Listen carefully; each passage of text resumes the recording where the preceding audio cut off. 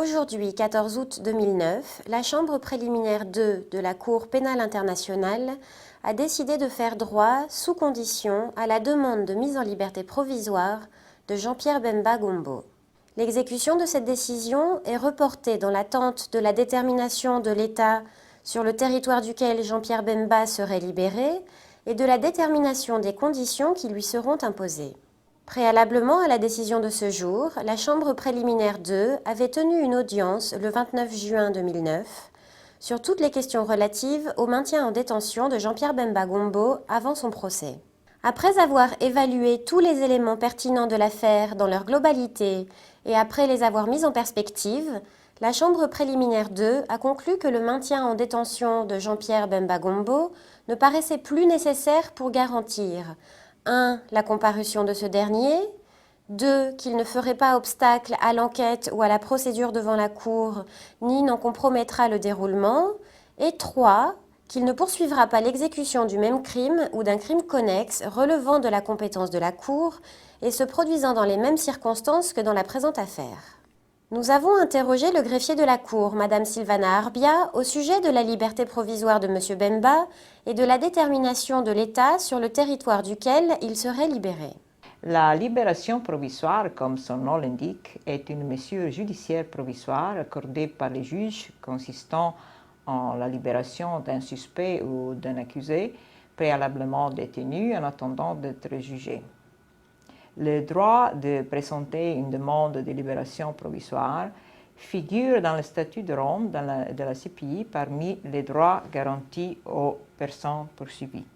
La défense avait soumis 3 requêtes demandant la libération provisoire de M. Bemba, le 23 juillet 2008, le 3 novembre 2008 et le 23 décembre 2008.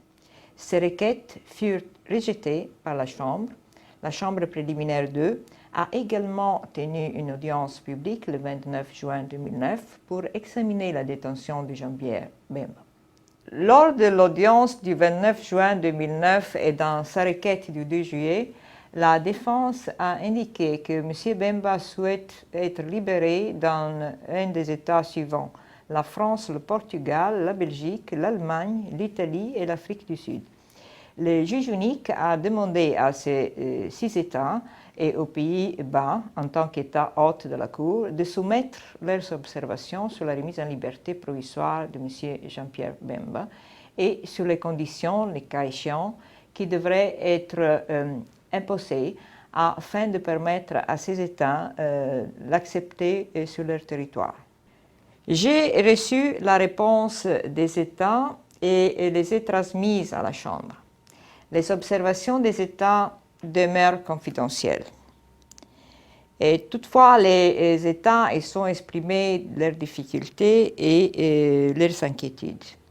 Ils seront encore une fois entendus par le juge unique de la Chambre préliminaire 2 aux audiences qui ont été fixées dans la décision d'aujourd'hui. La Chambre préliminaire 2 de la Cour pénale internationale a décidé de faire droit sous condition à la demande de mise en liberté provisoire de Jean-Pierre Bemba Gombo. L'exécution de cette décision est reportée dans l'attente de la détermination de l'État sur le territoire duquel Jean-Pierre Bemba Gombo sera libéré et de la détermination des conditions qui lui seront imposées.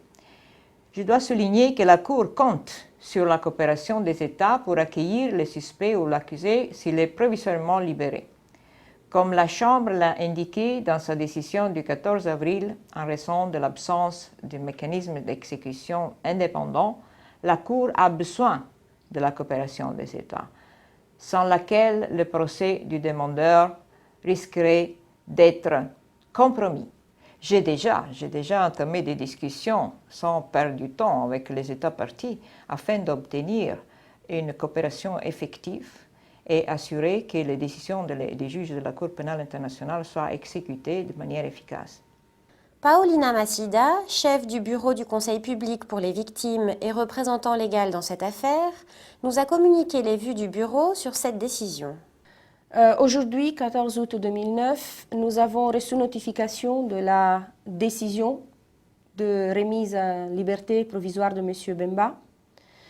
Nous sommes tout d'abord assez étonnés de la décision.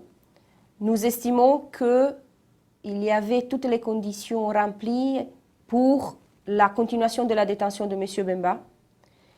Les victimes estiment que M. Bemba devrait rester en détention. Récemment, il a été décidé par la Chambre de confirmer certaines charges contre lui, des charges que les victimes estiment être des charges assez graves. Et donc, il y aurait quand même des raisons pour maintenir la détention de M. Bemba. De plus, les victimes sont surprises du fait qu'elles n'ont pas été interpellées lors de la procédure qui a quand même duré au moins un mois et demi.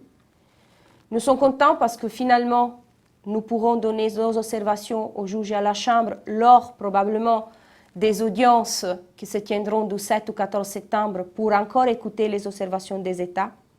Mais nous estimons que les victimes auraient dû être interpellées beaucoup plus avant dans la procédure afin de pouvoir fournir leurs vues et préoccupations telles que prévues par les textes de la Cour et conformément à leurs intérêts qui sont sûrement concernés par la question de la mise en liberté provisoire.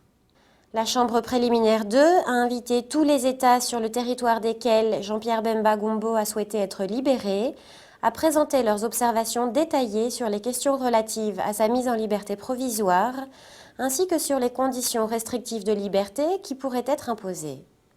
Les audiences devraient avoir lieu entre le 7 et le 14 septembre 2009.